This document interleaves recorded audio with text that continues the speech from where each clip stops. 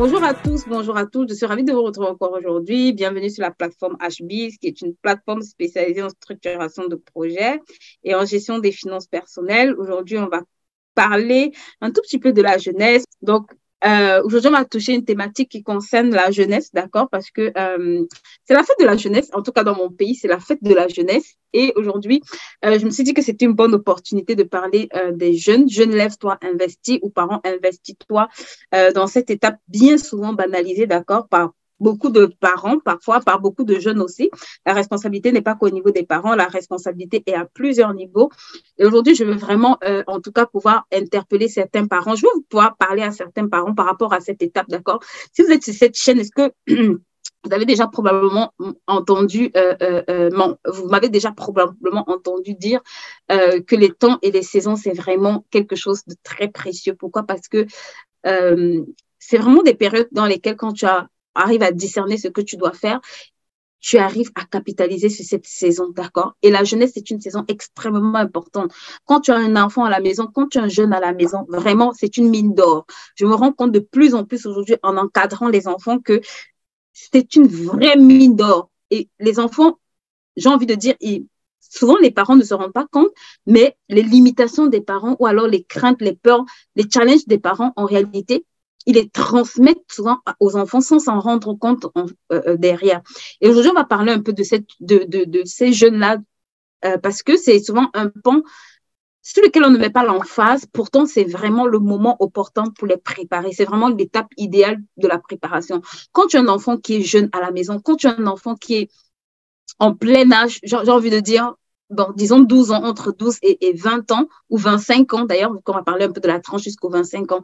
C'est vraiment une excellente période pour pouvoir implémenter des choses dans sa vie. Et j'ai envie de dire, bien avant même, ouais, bien avant, à la naissance même de votre enfant, vous devez avoir un plan pour cet enfant. En tout cas, pour ceux qui m'ont entendu déjà parler, et c'était un peu les questions de l'âge de jeudi de la mission de vie, je dirais que les parents sont vraiment le premier maillon que le Seigneur va beaucoup utiliser pour parler en fait, pour annoncer certaines choses, ou alors pour indiquer en fait la voie que cet enfant va suivre, d'accord? Et je me suis rendu compte que il y a beaucoup de jeunes aujourd'hui qui traversent beaucoup de challenges, pas parce que ils ne veulent pas faire les choses correctement, mais simplement parce que parfois l'environnement ou alors les informations leur manquent pour pouvoir faire des choses différemment. C'est pour ça qu'aujourd'hui, j'ai envie de parler aux parents, mais j'ai envie également de parler aux jeunes, parce que la responsabilité n'est pas qu'au niveau des jeunes, c'est au niveau des personnes qui les encadrent. C'est pour ça que la Bible dit éduque l'enfant selon les voies qu'il doit suivre.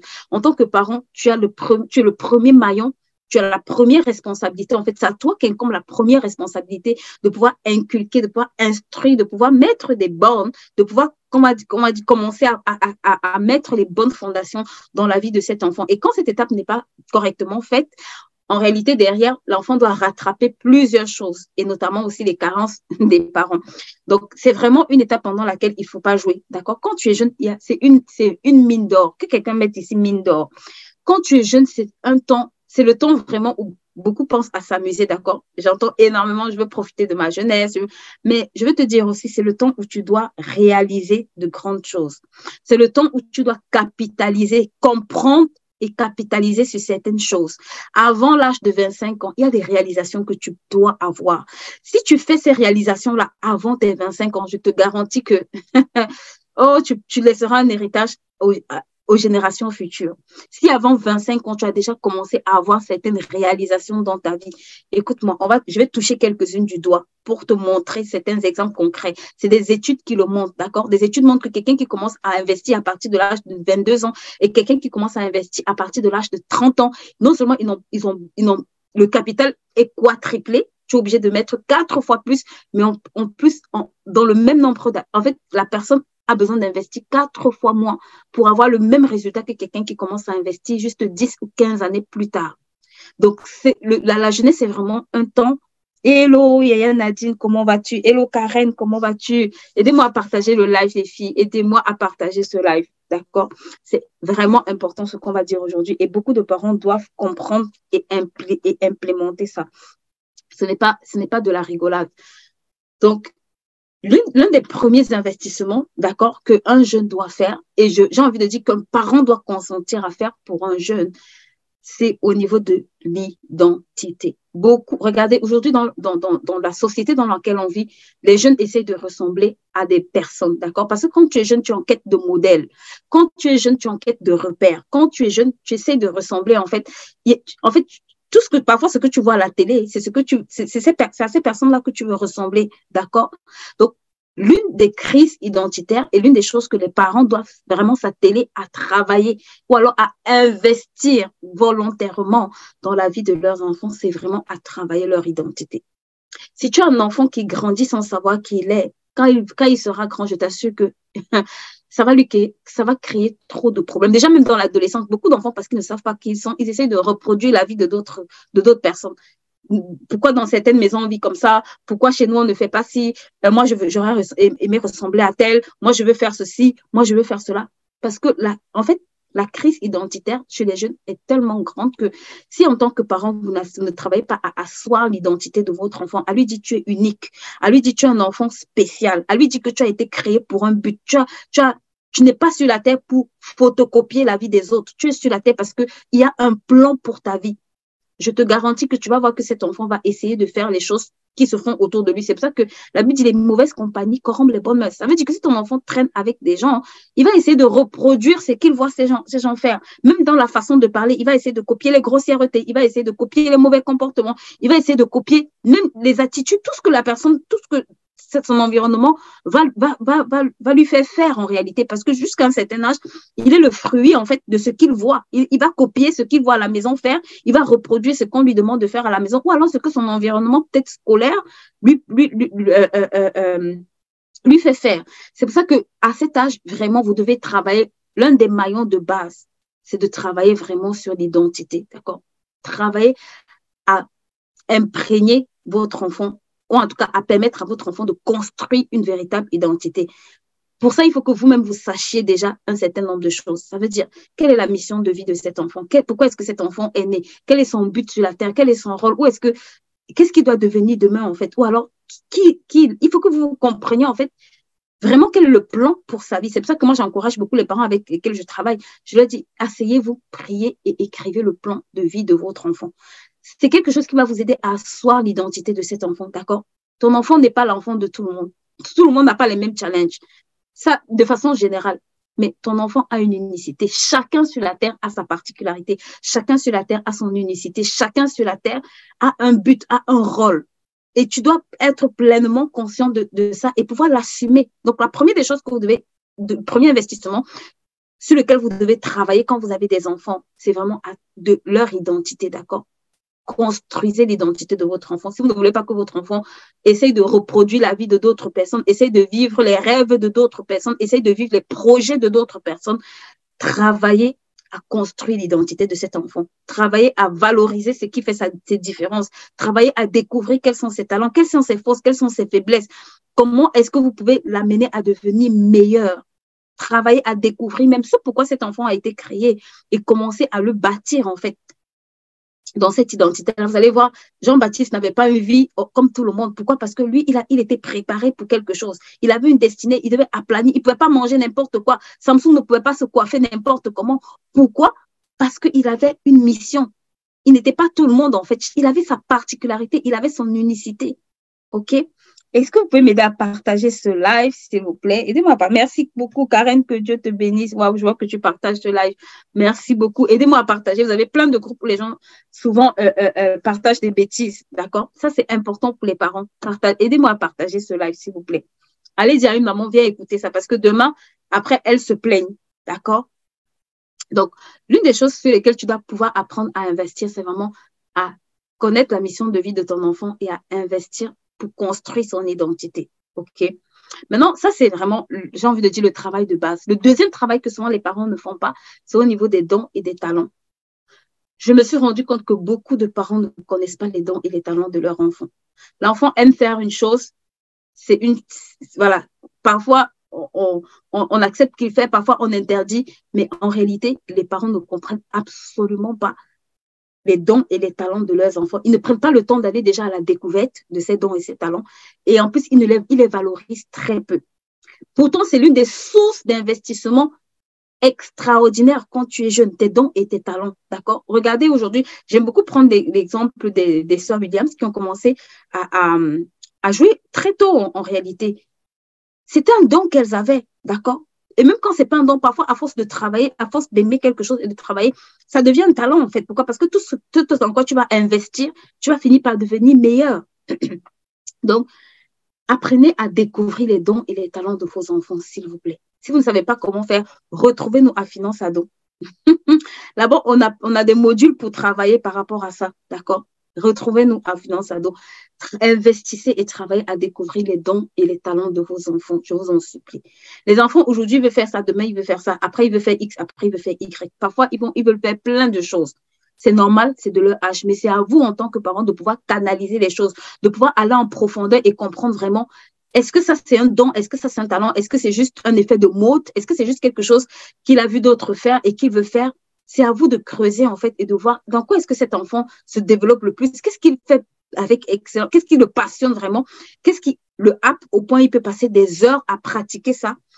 Et vous ne devez pas jouer avec, parce que vraiment, les parents qui ont compris ça et qui ont investi très tôt dans les dons et les talents de leurs enfants, je vous assure, quand vous commencez à investir à partir de l'âge de 2 ans, de 3 ans, dans les dons d'un enfant, à 25 ans, cet enfant n'a pas le même, c'est impossible qu'il ait le même résultat que quelqu'un qui commence à 22 ans, à 23 ans. En 3 années, si quelqu'un a été discipliné de 12 ans, a été discipliné 15 ans, 20 ans, les résultats ne sont pas pareils. D'accord? La plupart des personnes que vous allez voir performer aujourd'hui très jeunes, c'est des gens qui ont commencé aussi à activer ces dons et ces talents-là très jeunes, dont les parents ont commencé à investir, à accompagner au sport, à accompagner dans les entraînements, à payer des coachings, à payer des entraîneurs. Pourquoi? Parce que derrière, ils voulaient que ces dons et ces talents, en fait, puissent les amener au sommet. Right? Donc, l'une des choses que j'ai beaucoup remarqué les parents banaliser, c'est les dons et les talents. Ils se plaignent. L'enfant sait faire quelque chose jusqu'à un certain âge. Il ne valorise jamais ça. Et à un moment donné, ils se plaignent que l'enfant a tous les problèmes. Pourquoi? Parce que tout don que tu n'utilises pas, tu vas le perdre. Note ça dans ce chat. Tout don que tu n'utilises pas, tu finis par le perdre. Est-ce que quelqu'un peut mettre ça dans ce chat pour moi? Tout don que tu n'utilises pas, tu finis par le perdre. Même si tu excelles dans ce don, comment? Si tu ne l'utilises pas, ce don, tu vas finir par le perdre. C'est pour ça que vous allez voir, vos enfants sont hyper doués dans un domaine et à force de ne jamais l'utiliser, ben, ou alors de ne jamais activer ces dons, ben, ils finissent par le perdre à un moment donné. Parce qu'il y a aussi la notion de chronos, d'accord, de temps. Il y a des dons que quand tu n'actives pas pendant un certain temps, par exemple, ceux qui sont footballeurs, vous allez voir, en général, quand tu veux faire peut-être jouer du foot très tôt, on te dit non, va faire des études, le foot, c'est pour les pauvres, personne ne réussit au foot, blablabla. Tu vas te rendre compte qu'à un moment donné, quand l'enfant commence à avoir 20 ans, 25 ans, bah, il n'y a plus aucun club, même quand il commence à s'entraîner à cet âge, il n'y a plus aucun club qui veut de lui. Pourquoi? Parce que la carrière d'un footballeur s'arrête à 30 ans ou 33 ans. Il n'y a plus aucun club qui veut de lui. Et cet âge-là, c'est le temps d'entraînement qu'il aurait dû avoir depuis peut-être l'âge de 10 ans. Bah, il a 15 années à rattraper. Donc, faites vraiment attention par rapport à ça. Tout don que vous n'utilisez pas, vous allez le perdre. D'accord? C'est valable pour vous, c'est valable pour vos enfants. Donc, ça, c'est vraiment la première partie où je veux que les parents soient responsables. Maintenant, la deuxième chose dans laquelle les parents doivent également être responsables, c'est qu'en tant que parents, vous êtes le premier maillon qui devait aussi investir financièrement pour vos enfants.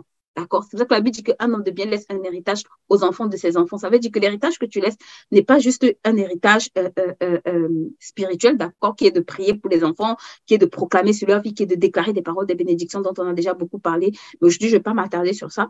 Mais vous devez aussi apprendre à laisser un héritage matériel, d'accord? La Bible dit qu'Abraham a donné à Isaac tous ses biens. Il a fait des dons aux autres, mais à Isaac, il a donné tous ses biens. Donc, il y a aussi la partie matérielle que tu dois apprendre à transmettre à tes enfants. Pas les dettes, d'accord? Si tu transmets les dettes, tu vas faire de tes enfants des esclaves. C'est ce que l'histoire du prophète Élie et la femme veuve nous enseigne. En fait, quand il va voir la femme, elle dit, ton serviteur est mort et il nous a laissé des dettes. Et voici, on veut prendre les fils en esclavage. Elle avait 2 enfants et on voulait les prendre en esclavage. Donc, si tu laisses des dettes à tes enfants, écoute-moi, les dettes de maison, les dettes de je ne sais pas quoi, mets toutes les dettes à tes voisines, toutes les dettes là, tu fais de tes enfants des esclaves. Le gars était hyper endetté. Et conclusion, quand il est mort, les créanciers n'ont pas dit non, ça s'arrête là. Non, il est mort avec ses dettes. Quand tu meurs, tu transfères tes dettes à la génération future. Écoute-moi, s'il te plaît. Est-ce que tu peux partager ce live? Hmm. Est-ce que tu peux partager ce live? Tu dois partager ce live. Aide-moi à partager ce live, s'il te plaît. Quand tu meurs avec des dettes, tu transfères tes dettes à la génération future. Que quelqu'un me mette ça dans ce chat. Tu dois comprendre ce que je dis aujourd'hui si tu es parent et tu dois pouvoir te lever. Je vois beaucoup de parents qui jouent avec l'avenir de leurs enfants sans s'en rendre compte.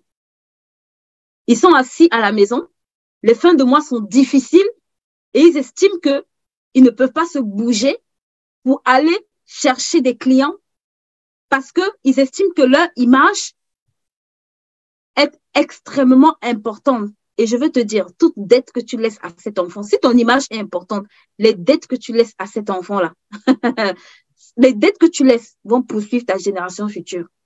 Ça va rendre ta génération future esclave. C'est ce que la Bible te dit. Il est mort, il avait des dettes, ça ne s'est pas arrêté à lui. Les créanciers sont venus demander des comptes à sa femme. Ils sont venus, ils voulaient prendre leur fils en esclavage. Ça veut dire que quand tu meurs avec des dettes, tu laisses tes enfants sur un joug d'esclavage, mon ami. Ça doit être une raison suffisante pour que tu te lèves de ton siège et que tu ailles faire les choses différemment pour ces enfants-là. Ils n'ont pas demandé à venir sur la terre. C'est toi qui as voulu les faire. Donc, il faut que ça dans ta tête, là, la même rage-là te pousse à aller bousculer pour sortir de ta zone de confort. Si tu es en location, maman, l'argent la maison que tu n'as pas fini de payer, demain, si tu laisses ton enfant là, tu laisses un futur endetté. Tu laisses un enfant endetté. Si tu es dans une maison, tu es propriétaire, tu n'as pas fini de payer là, tu laisses un enfant endetté.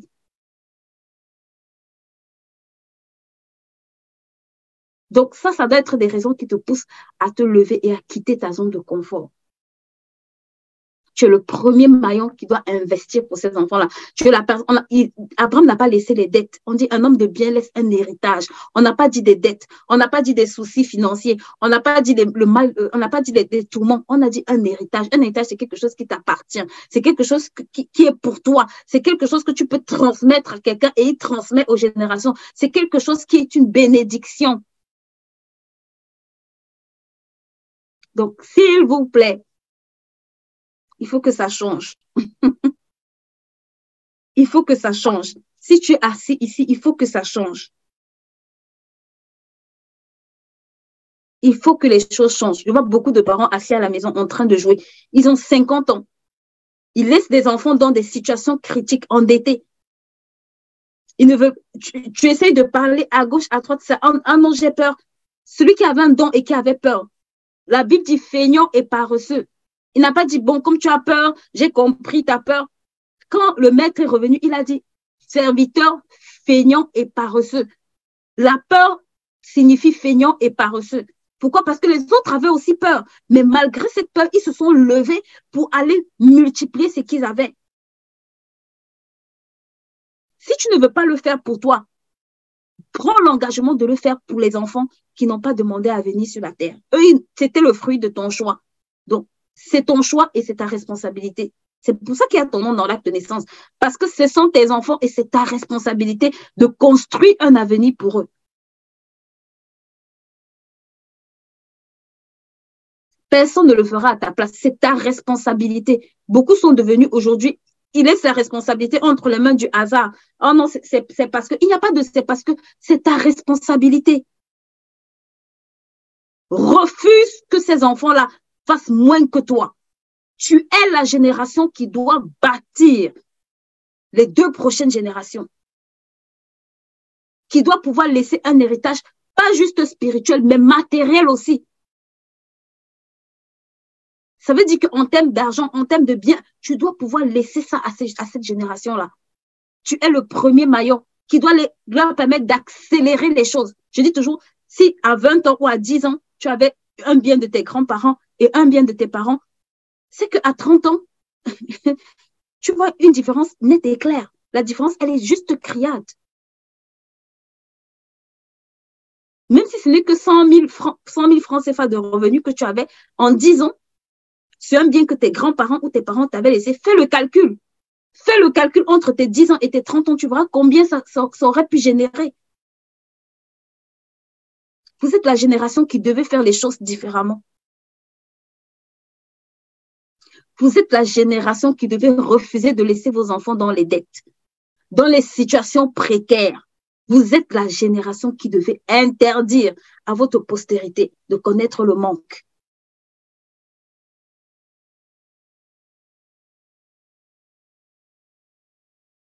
Donc, maintenant, je vais toucher l'aspect des enfants, d'accord? Cet aspect concerne les enfants, les investissements que les enfants, en tant qu'enfants, vous devez faire, d'accord? Si vous êtes jeune aujourd'hui, je vais aussi parler aux jeunes, vu que le message aussi est pour eux.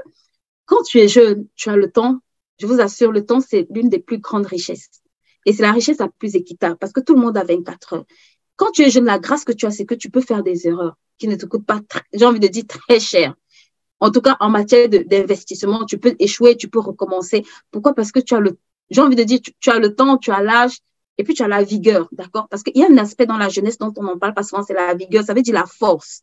C'est pour ça que la Bible dit, quand il parle de la jeunesse, il parle de la vigueur. Quand tu es jeune, tu as la force, ça veut dire que tu as la capacité de travailler, d'être productif. À un certain âge, le poids de l'âge te rattrape.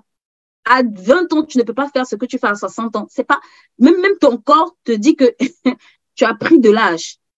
Le nombre d'années te parle, ou en tout cas t'interpelle par rapport à un certain nombre d'actions que tu es en train de poser. Ça veut dire que l'âge, il y a un âge qui s'appelle la vigueur, d'accord? Quand tu es dans le temps de la jeunesse jusqu'à tes 25 ans, tu as la vigueur, tu as la force. Et tu as le temps même, parce qu'à cette période-là, tu es à la maison, tu vis chez les parents, tu es logé, nourri, parfois lingé, tu n'as rien. En fait, j'ai envie de dire, tes besoins sont pourvus. En général, à cette période-là, tout ce qu'on te demande, c'est peut-être d'aller à l'école, d'avoir de bonnes notes. Mais aujourd'hui, je veux te dire, tu as du temps à disposition. Ne va pas juste à l'école. L'une des premières choses que les jeunes doivent apprendre à faire comme investissement, c'est à servir. Je vous assure que la période idéale où un jeune doit vraiment maximiser dans le service, c'est quand il est jeune. Parce que quand tu grandis, bah, tu commences à avoir d'autres préoccupations. Tu commences à devenir parent, tu commences à devenir maman, tu commences à devenir femme, tu commences à avoir plusieurs casquettes. D'accord? Mais quand tu es jeune, tu as des responsabilités limitées. C'est le temps de servir. Observez tous ceux qui ont vraiment... L'un des exemples que j'aime beaucoup, c'est Joseph, en fait. Le temps de la jeunesse, c'est le temps de servir. Ne sois pas juste dans la distraction, s'il te plaît. Parce que c'est là où tu vas pouvoir déployer ses dons et ses talents. C'est là où tu vas pouvoir aiguiser ses dons et ses talents. C'est là où tu vas pouvoir les mettre au service de d'autres personnes pour t'améliorer. C'est là où tu vas pouvoir même avoir des opportunités de pouvoir monétiser ses dons. Aujourd'hui, il y a beaucoup de jeunes qui se demandent mais comment je peux faire pour monétiser mes dons. J'ai envie de te dire, va servir. Va trouver quelqu'un qui a besoin d'aide. Aide fidèlement ces personnes. Ça va t'ouvrir des portes. Mets ce que tu sais faire au service de ta maison, de ton église, de ta nation. Sers avec ce que tu sais faire. Quand tu es jeune, sers. Si c'est des connaissances que tu veux partager dans un domaine, partage. C'est vraiment une mine d'or. Sers pendant le temps de ta jeunesse. C'est un des meilleurs investissements que tu dois consentir à faire. Le service. D'accord? Apprends à servir pendant le temps de ta jeunesse. Sers pendant ce temps-là avec ton temps, avec tes trésors, avec tes talents. Sers pendant ces temps-là. Ça, c'est vraiment le premier investissement qui est gratuit. Parce que souvent, les gens disent, je n'ai pas l'argent pour me former. À cet âge, mes parents ne veulent pas. Va servir gratuitement. Récemment, j'ai un jeune qui me faisait l'électricité et il me racontait qu'il était sans papier et pendant une période et que pendant cette période-là, il n'avait rien à faire. Et donc, il allait aider un électricien à faire des installations. Et quand j'ai eu besoin d'un électricien, je lui ai demandé, mais où tu as appris ça? Tu fais dans la finance et tout. Il m'a dit, Tata, j'ai fait une période de je sais pas combien d'années où je me suis retrouvée, je sais pas avec quel problème il avait et tout, la préfecture, il a eu un problème avec la préfecture. Il m'a dit, et je me suis retrouvée sans papier. Et au lieu de rester à la maison, je suis allée aider ce monsieur qui faisait des installations. Et aujourd'hui, je te dis, il fait des installations électriques. Et vous savez que dans la France, si tu déplaces un électricien, c'est minimum 50 euros. C'est minimum 50 euros, en tout cas en Île-de-France. C'est minimum 50 euros si tu déplaces un électricien. Est-ce que vous pouvez m'aider à partager ce live? Il faut que vous m'aidiez à partager ce live. Qu'est-ce qui se passe ce matin? Aidez-moi à partager ce live, d'accord? Aidez-moi à taguer des personnes N'hésitez même pas, ceux qui ne sont pas encore abonnés, n'hésitez pas à vous abonner, d'accord? Abonnez-vous également. Et nos replays sont sur YouTube. N'hésitez pas également à aller sur YouTube pour ceux qui veulent suivre nos replays. J'ai beaucoup de questions qui reviennent sur des thématiques que parfois on a déjà abordées sur YouTube, d'accord? Surtout pour les enfants, surtout dans la productivité, bref, dans les domaines qu'on aborde ici. Donc, l'une des choses que vous devez apprendre à faire quand vous êtes jeune, c'est vraiment servir. S'il vous plaît. Quand on est jeune, on a du temps, d'accord? Donc, vous pouvez, si vous n'avez rien à faire à la maison, je vois des jeunes qui sont à la maison, on tue le temps. On ne tue pas le temps, c'est le temps qui va te tuer.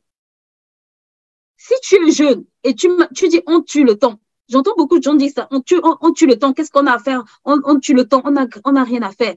Si tu ne peux pas tuer le temps, c'est le temps qui est en train de te tuer. C'est ton ignorance qui est en train de te faire perdre du temps et tu penses que tu es en train de tuer le temps, mais c'est le temps qui va te tuer. Je vous assure, j'ai pas un exemple, j'ai pas deux exemples. J'ai voyagé dans plusieurs pays et même quand j'aime beaucoup raconter cette histoire, quand on est arrivé au Burkina Faso, il y avait un jeune en fait. Et ce jeune-là, il était chauffeur. Il est venu nous aider parce que le monsieur qui devait nous conduire avait eu un contretemps et il est venu faire le chauffeur. Je vous assure que je me suis rendu compte que c'était une activité. Il savait juste conduire, il était disponible. Et voilà comment une activité, une source de revenus est arrivée par hasard. Enfin, je ne dirais pas par hasard, mais il a dû apprendre à conduire, d'accord? Mais il aurait pu dire, de toute façon, moi, je n'ai pas envie de venir aider. Donc, c'est vraiment un excellent moment pour servir, d'accord, quand vous êtes jeune. Ça, c'est vraiment une chose extrêmement importante. La deuxième des choses, c'est qu'en tant que jeune, vous devez apprendre aussi à vous former, d'accord? Aujourd'hui, je ne veux pas dire je fais le minimum syndical, je ne veux pas dire médiocrité, je ne veux pas dire que je ne peux pas exceller dans ce que vous faites. Je rêve et je veux voir des jeunes qui excellent dans ce qu'ils font. Vous savez, avec les petits de la finance, donc parfois quand ces enfants me donnent les chiffres de ce qu'ils veulent réaliser, moi je m'assois, je me dis, je ne veux pas encore ces chiffres-là, mais j'aime cette naïveté-là en fait. Je leur demande de rêver. Je leur impose même, j'ai envie de dire, de rêver. Pourquoi? Parce que je me suis rendu compte que on ne rêve pas assez en tant que jeune.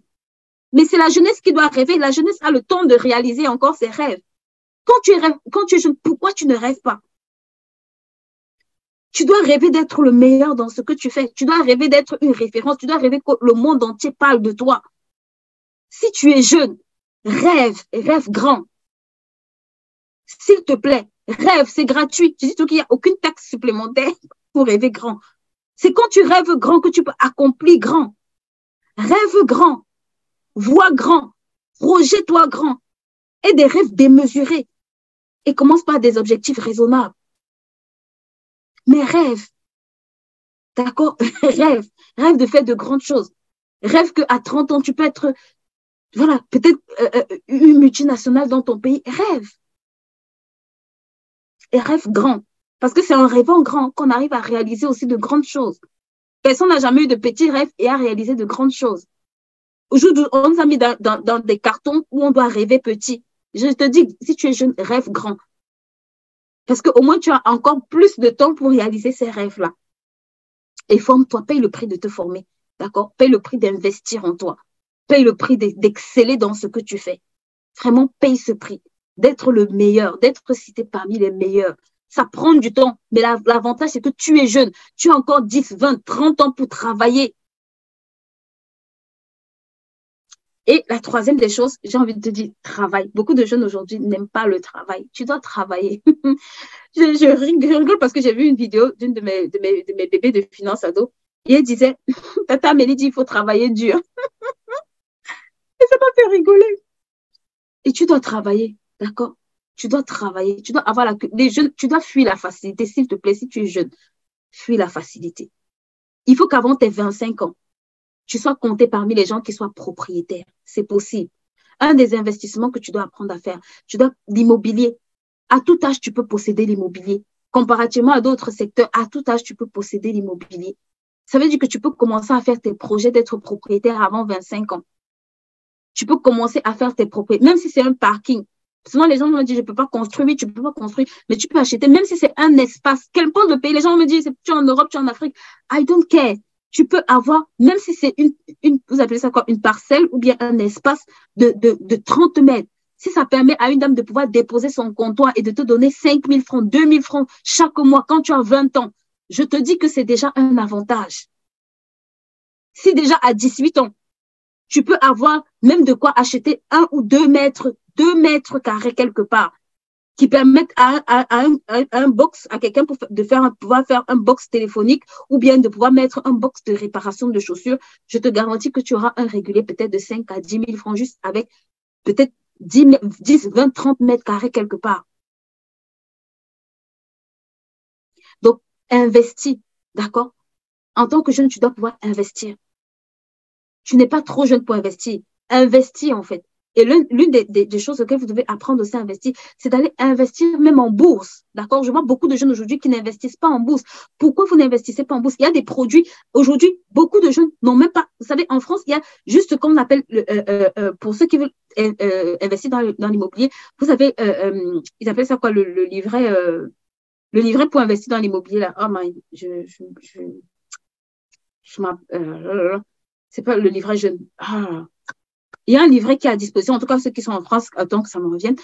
Vous avez un livret, d'accord, spécialement, où je crois que vous pouvez cotiser, je crois que c'est 45 € chaque mois, et les intérêts sur ça sont beaucoup plus élevés que le livret A, le livret jeune, tous les livrets. Pourquoi? Parce que le but de ça, c'est d'encourager les jeunes à pouvoir cotiser, je crois, sur une dizaine d'années pour pouvoir être propriétaire. Donc, il y a tellement de types d'investissements que vous pouvez faire. Tu peux souscrire pour des assurances vie. Aujourd'hui, c'est possible. Tu peux commencer. Il y a des banques qui vont te demander le minimum peut-être de 20 ou de 40 €. C'est possible. Et même en Afrique aujourd'hui, ça existe. Donc, tu peux vraiment commencer à investir, s'il te plaît. Des services que tu fais, tu peux les monétiser, d'accord? C'est une source de revenus que tu peux créer pour faire d'autres choses. Et je regardais en fait comment on dit ça, une étude. Et l'étude montrait en fait que ceux qui ont commencé à investir à 22 ans, par exemple, qui plaçaient 2 200 € à peu près sur 10 ans à un taux d'intérêt, jusqu'à 65 ans à un taux d'intérêt de 10%, il leur fallait 2 000 € pour atteindre le million. Mais ceux qui commençaient par exemple à 35 ans ou à 37 ans, il leur fallait 8 000 €. Le gap est juste énorme. Ça veut dire que quelqu'un qui commence à 22 ans et quelqu'un qui commence à 37 ans, 15 années plus tard, ça te coûte 4 fois plus cher. Et Dieu sait qu'avec l'inflation, c'est encore pire. Parce que ce que tu as acheté il y a 20 ans, avec l'inflation, ça ne vaut plus le même prix. Et ce que tu n'as pas acheté te coûte plus cher. Donc, c'est dans les deux sens. Ce que tu n'as pas acheté, aujourd'hui, ceux qui n'ont pas peut-être, vous voyez, quand on va au supermarché, là où ça coûtait 1 €, ça coûte 3 €. L'huile est quittée de 1 € à 6 €. Ça veut dire que pour aujourd'hui, la même bouteille d'huile qui te coûtait 1 €, même pas 50, te coûte 6 €. Donc, le prix est multiplié par 4. Ça veut dire qu'il te faut 4 fois plus d'argent, de quantité, en tout cas d'argent, pour acheter le même article qu'il y a quelques années. Donc, vous devez vraiment vous atteler jeune à pouvoir faire des choses différemment, d'accord? Donc, si vous voulez vraiment aller en profondeur sur cette thématique, rejoignez-nous. On lance la session Finance Ado de ce mois. On commence le 18 février. Moi, j'encourage les parents et les enfants à participer, d'accord? C'est une formation qui ne coûte pas cher. Elle est à 30 €. Ça concerne les parents et les enfants. Le but, ce n'est pas de venir nous laisser les enfants et vous êtes le premier maillon. Vous êtes le premier maillon qui devait vous impliquer dans la vie financière de vos enfants. Donc, c'est parents-enfants. Ce n'est pas parents juste, l'enfant juste, le parent va ailleurs. Non, c'est parents-enfants. Pourquoi? Parce que le but, c'est que le parent apprenne à s'impliquer. Et le but, c'est que le jeune aussi, ou l'ado aussi, puisse comprendre certaines choses et qu'ensemble, avec les parents, ils puissent faire les choses. Donc, je vous invite vraiment à vous inscrire pour ceux qui sont intéressés. Et tellement ils te font rigoler, mais en même temps, c'est vraiment extraordinaire de voir comment, à leur âge, ils peuvent capitaliser sur les connaissances qu'ils ont. Parfois, nous, les grandes personnes, on a du mal, en fait, à mettre en pratique. Mais les enfants, quand ils ont compris et que les parents arrivent à impulser la discipline qu'il faut, je vous assure, ils ont des résultats extraordinaires. Donc, rejoignez-nous à cette session-là Et aussi, pour ceux qui sont intéressés pour la formation IAR, les inscriptions sont ouvertes. N'hésitez pas à prendre des rendez-vous.